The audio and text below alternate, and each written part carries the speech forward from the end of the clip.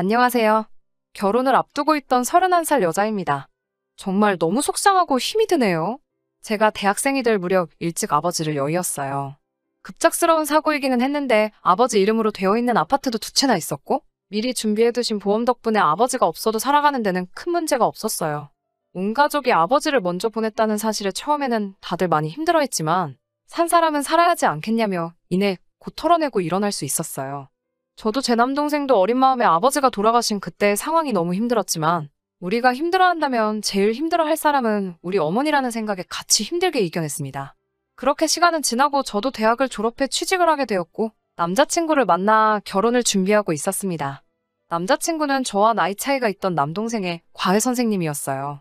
오며 가며 저도 마주치게 되었고 남동생의 과외 선생님이다 보니 남동생과도 사이가 좋아서 그 부분이 가장 마음에 들었습니다. 결혼을 한다면 남편이 제 남동생하고 사이가 좋게 지냈으면 했거든요.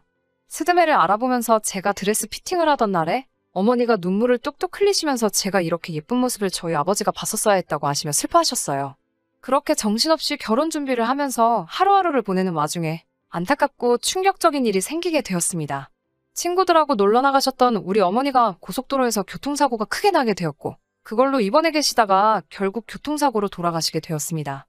난데없이 저와 제 남동생은 고아가 되어버렸어요. 얼마 안 있어 올릴 제 결혼식을 엄청 기대하셨는데 아버지가 제 드레스 입은 모습을 못 보는 게 아쉽다고 하시던 어머니마저 떠나보내게 되니 모든 게 허무하더라고요. 장례식장에서 멍하니 천장만 바라보고 있었어요. 정말 무슨 생각으로 앉아있나 싶더라고요. 한참 정신을 못 차리고 있는 와중에 제 남동생이 저한테 제 전화기를 건넸어요. 시어머니 되실 분의 전화라고. 제 전화기가 아까 전부터 계속 울렸다고 말하면서 전화기를 제 눈앞으로 들이밀더라고요. 경황은 없었지만 이제 내 가족이 되실 분이니 계속해서 터져나오는 울음을 참으며 전화기를 붙잡고 전화를 받았지요. 시어머니는 심심한 위로의 말씀을 건네주셨고 저도 감사히 위로를 받았습니다. 그리고 다음 날에도 시어머니는 제게 전화를 주셨습니다. 그런데 이번에는 저를 걱정해서 위로해주는 말씀이 아니라 다른 말을 하시더라고요. 장례가 끝나는 날이 언제냐고 물으시더니 알아보던 혼수는 어찌 되었느냐고 물어보셨습니다. 저는 제 귀를 의심했습니다. 아무리 결혼이 일륜지대사라지만 집안에 초상이 났는데 직접 찾아오시지는 못할 망정 혼수 준비하던 게 어떻게 돼가냐고 확인하시는 전화라니요. 어이가 없었지만 그 질문에 화를 내거나 대답도 할 틈도 없었습니다. 저도 경황이 너무 없었거든요. 나중에 전화드리겠다 말하고 그냥 전화를 끊었습니다. 저는 동생과 둘이서 어머니의 상을 치러내야 했고 이제 저는 결혼을 한다지만 부모님 두 분 다 보내고 저 혼자 남은 이 기분을 어찌 감추고 살아야 하나 싶어 앞이 막막하더라고요. 그리고 아직 대학교도 졸업하지 못한 남동생을 보니 한숨이 푹푹 나오더라고요. 마지막으로 엄마를 보낼 때에는 울다가 숨이 넘어가 실신 직전까지 가게 되었습니다. 모든 게 끝나고 온 가족이 같이 살던 집에 돌아오니 집안 곳곳이 전부 어머니의 흔적들로 가득했어요. 울다가 울음을 그쳤다가 넋이 나간 사람처럼 몇 시간을 혼자 펑펑 울었습니다. 그 시간을 어떻게 보냈는지도 모르겠어요. 한참 집안을 정리하면서 울다 지쳐 새벽이 다 되어서 제 방으로 들어왔습니다. 앞으로 몇 시간밖에 못 자겠더라고요. 그래도 아침에 일찍 일어나기 위해 알람을 켜기 위해 핸드폰을 들었는데 제 전화기에 부재중 전화가 수십 통이 와 있더라고요. 모두 시어머니 되실 분의 전화였습니다. 상을 치르고 있을 거라는 걸 알고 계셨을 텐데 무슨 급한 일이 있길래 이렇게 안달나게 전화를 주신 걸까 싶어서 날이 밝으면 전화를 드려야겠다고 생각하고 잠을 청했습니다. 알람을 7시에 맞추어 놓았는데 6시부터 제 전화기가 울리더라고요. 예비 시어머니의 전화였습니다. 이 시간에 전화를 주신 거면 무슨 큰일이 나도 낫겠다 싶어 저도 화들짝 놀라서 전화를 받았습니다. 무슨 일로 전화를 주셨는지 조심히 물어봤는데 예비 시어머니께서는 저에게 지금 살고 있는 집이 전세인지 자가인지 물어보시더군요. 자가라고 대답을 드렸더니 그렇냐고 하시면서 이번에는 아파트가 몇 평인지 물어보셨어요. 32평형이라고 대답을 드리니 이번에는 그 집을 누가 상속받게 돼 있냐고 물으십니다. 이해가 안 되는 것도 있었지만 속이 뻔히 보이는 질문에 저도 슬슬 화가 나기 시작했습니다. 아직 결혼을 한 게 아니라지만 사돈이 될 저희 어머니의 장례식인데 참석도 안 하고 첫날에 전화로 안부를 묻기는 하셨지만 저도 여러모로 기분이 안 좋아지기 시작했습니다. 잠도 몇 시간 자지 못한 상황에 거기다 대고 뭐라 할 기운도 없고 예비 시모는 본인이 듣고 싶은 대답은 다 들었다고 생각했는지 아무튼 알겠다라고 대답하시면서 그냥 전화를 끊어버리셨어요. 저녁이 되니 퇴근한 예비 신랑이 저희 집에 찾아왔어요. 제가 걱정이 돼서 찾아온 거지요. 저를 찾아온 예비 신랑에게 당신 어머니가 나한테 전화해서 뭐를 물어보셨는지 알고는 있느냐며 이 사실을 물어봤습니다. 예비 신랑은 본인 어머니가 성격이 급하셔서 그런 거라며 얼버무리기 바쁘더라고요. 그러면서 조심히 저한테 말을 꺼내더라고요.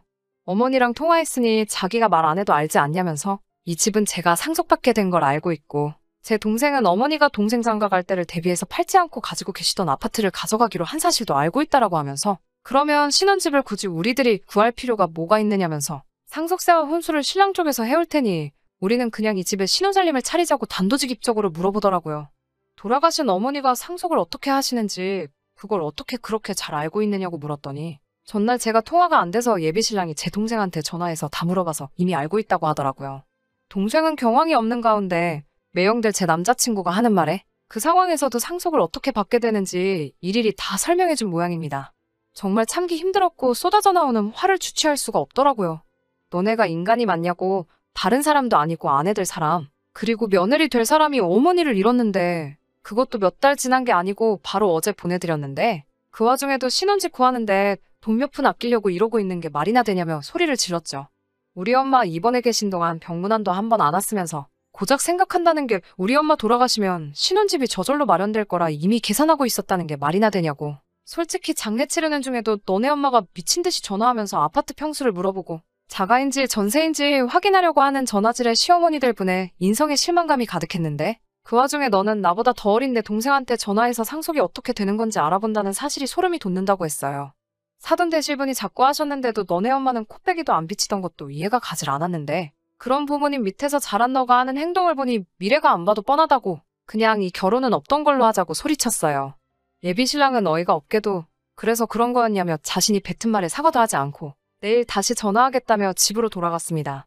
그리고 나서는 집에 가서 지네 엄마한테 방금 있던 일을 미주알 고주알 다 일러바쳤나 봅니다. 오밤중이 돼서 시어머니한테서 또 전화가 불이 나듯 오더라고요.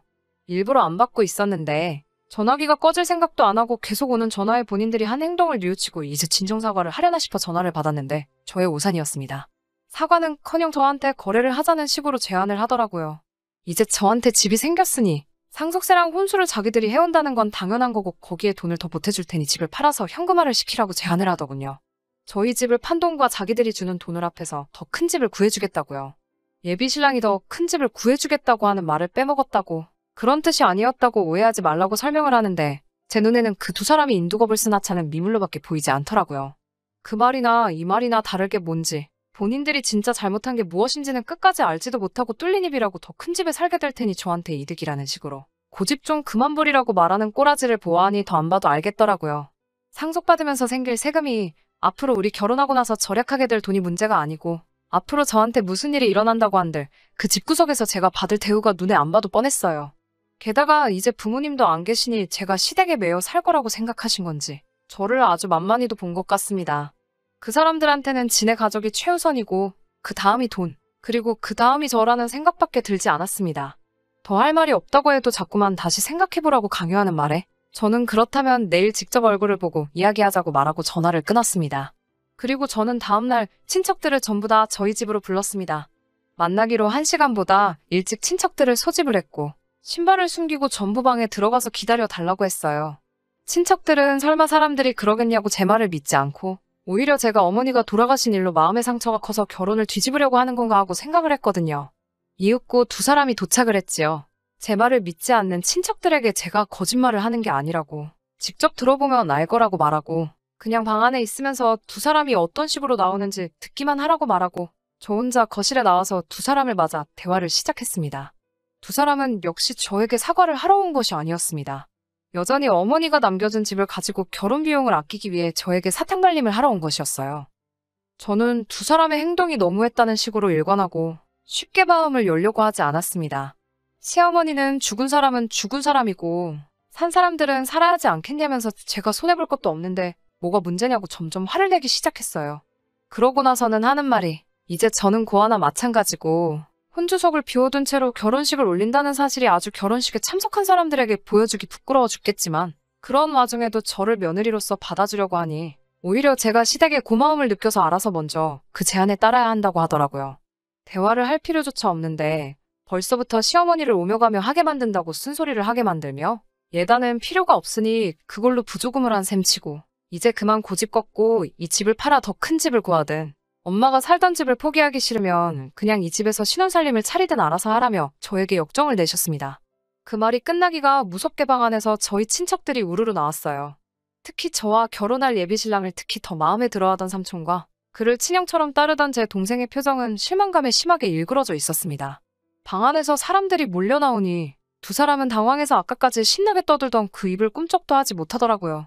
끝까지 본인들이 무슨 잘못을 했는지 깨닫지 못하고 결혼할 상대, 며느리 될 사람한테 이런 짓을 하는 게 사람이 맞냐면서 사회생활을 처음부터 다시 배워야겠다고 몰아갔습니다. 세상 천지에 사돈상 치르는데 재산이 어찌 되었냐고 묻는 사람이 어딨겠냐며 공감 능력도 터무니없이 부족하고 사람 알기를 우습게 아는 집안에는 이제는 제가 시집을 가겠다고 우겨도 보낼 생각이 없다며 두 사람 보고 이제 제 근처에는 얼씬도 하지 말라고 앞으로 제 앞에 다시 한번 나타난다면 그땐 재미없을 줄 알라며 한 소리를 했습니다.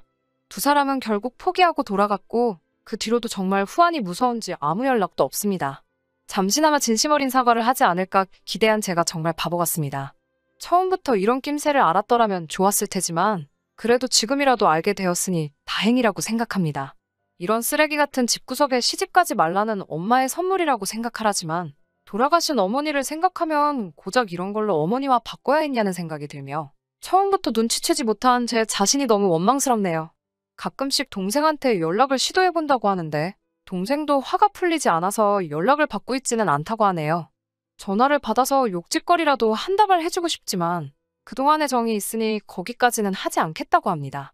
어떻게든 그 집구석하고 두 번 다시 엮이지 않고 저도 이 아픔을 털어내고 새 출발을 하는 게 돌아가신 어머니 아버지를 위해 그리고 저를 위해서도 가장 좋은 결정이라고 생각하고 저도 하루빨리 마음 추스르고 새로운 시작을 위해 노력해야 할 것 같습니다.